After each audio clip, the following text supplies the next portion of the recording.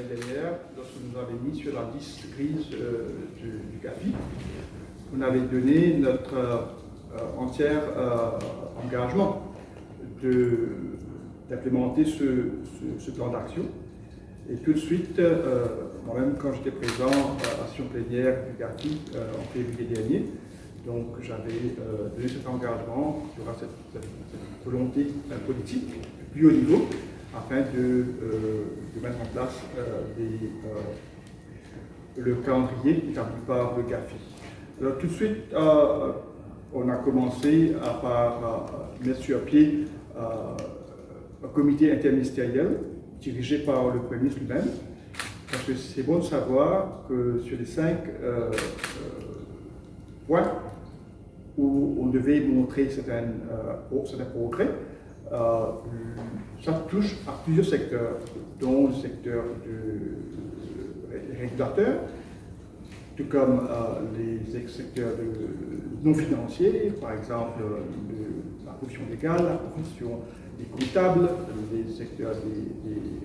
casinos, toutes les institutions qui enquêtent, qui font des enquêtes, ce qu'on appelle les Law Enforcement Agencies. Il y a aussi le Register of Companies, le Register of Associations. Donc,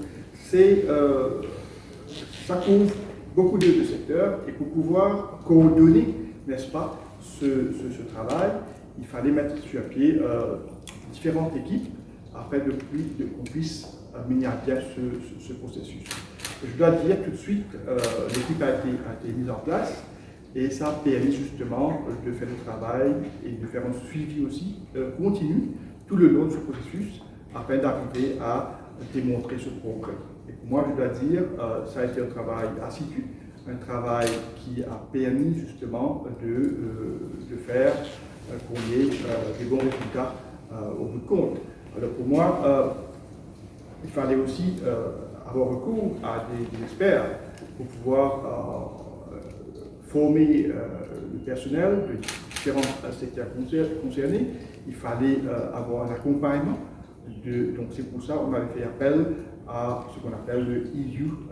Emergency Global Facility. Et je dois dire là, je tiens à remercier l'Union européenne d'avoir tout de suite accepté de nous donner cette assistance, et ça a permis justement d'avoir un nombre impressionnant d'experts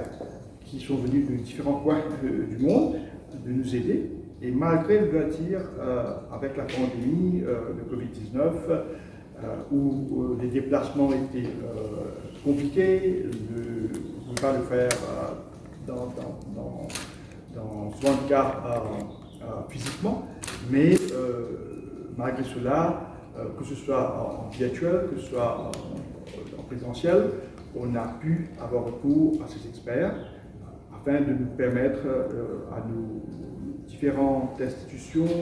personnels de différents organismes et aussi le secteur privé, d'être formés, d'être informés, d'être éduqués, d'être accompagnés pour pouvoir justement, au bout de compte, répondre aux exigences du GAFI. Donc il y a eu plusieurs rapports qu'on a soumis depuis l'année dernière, et cette année-ci, en avril, lorsqu'on a soumis notre rapport, le dernier rapport pour démontrer le progrès qu'on a fait,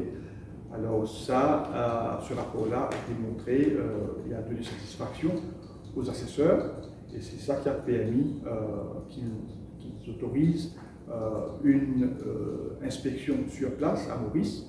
Et donc, on a eu l'inspection sur place en septembre 2021, et donc, à partir de cette visite, où